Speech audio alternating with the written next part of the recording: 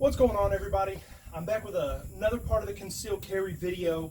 I want to push as much information as I can out because this is what I want to do. I want to help people. I want to bring knowledge to people. I want to train people so that we can get better. You are responsible for every single round that comes out of that gun. So we have to be held accountable. We have to train to a higher standard.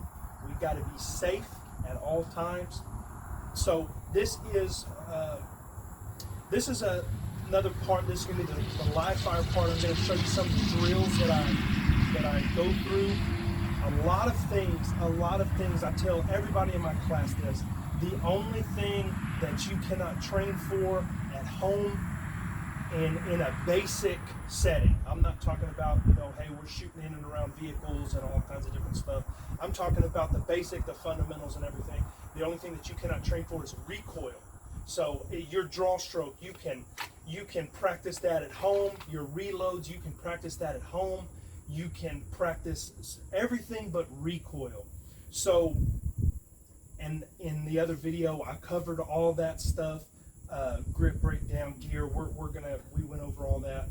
So we're going to do a live fire portion today, and I'll just show you some of the stuff that I run through that I want to be proficient on whenever I come to the range.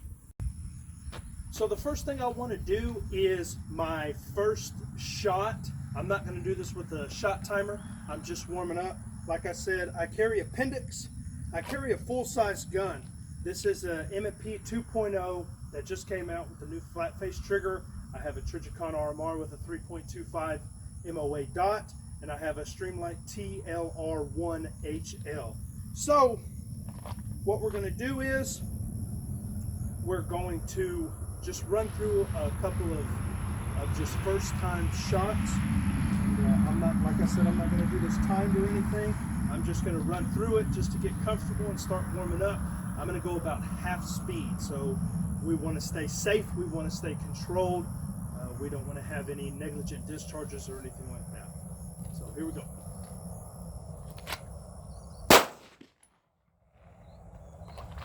So one thing that I need to work on, I can just see from that first shot, and I'm at 5 yards, and that's my shot right there. So here's what is that? That's about 3 fingers wide. So I missed. That was a good shot, but I'm only at 5 yards. So if I'm at 10 yards or further, that is not going to look near as good. So something else that I can do is I can warm up on acquiring my dot. And how I warm up on acquiring my dot is, and I learned this with Ken Scott from Provectus Group, is he has you start out here and work your way in. And so for me, I found that that's the most efficient way that I can train, so that's what I do. So I just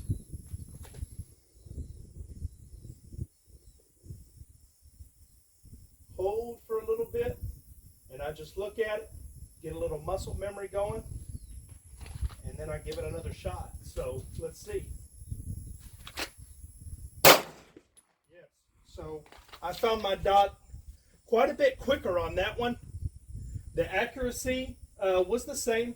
The shot was a little low, but I found my dot right away, and I brought it to where I needed to bring it.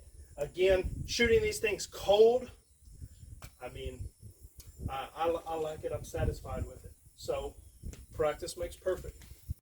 All right, so after shooting, I don't know, 5 times maybe with a consistent draw with just one shot, I move to the next, which is shooting 2 to 3 shots.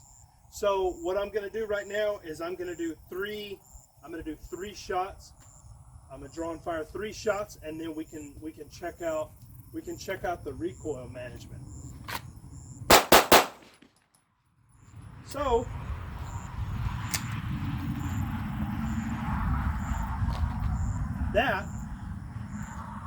that was not bad. After firing, after being warmed up a little bit, I'm kind of happy with it.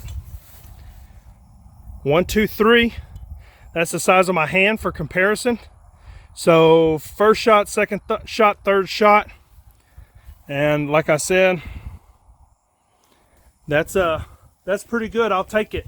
Now, something that we got to do is we always have to stay focused. We always have to come to the range to accomplish something. If you have no guide or no certain thing that you want to train, then it just becomes a wasted day, and you come out here and you shoot a bunch of rounds. And if people want to do that, that's fine. But I like to come out here and I like to get better every single day, so I always have like a little training regiment written down that'll help me stay on target so I can stay focused. All right, what I'm going to do now is I'm going to simulate a reload. I am not going to actually do a reload because it's been raining for about a week and a half, and there's a lot of mud and there's a lot of standing water out here, and I'm not dropping my mags into that. Obviously, if we were in a real world situation, I wouldn't be worried about it, but we're just training, so I can do that. So how I simulate a reload is I draw my weapon, I present it to the target, I break my shot, and then I bring the gun into my workspace. I drop the mag out, but I catch it with my support hand, and then I just put the mag back in and then reacquire my target.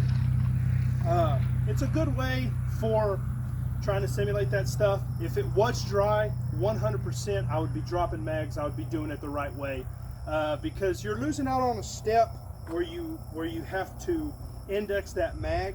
If the mag comes out and all you're doing is shoving it back in, you're not really going through the full reload, so you're kind of losing out there.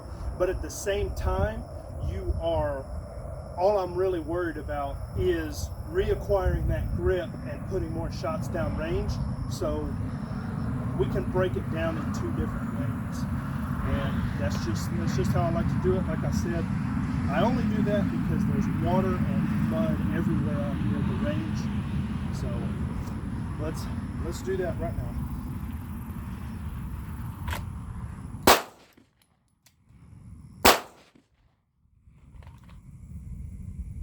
All right, so I'm not really marking up any of my previous shots, but if y'all remember this from the video earlier, I had the 1, 2, 3. So those 2 shots were right here next to each other.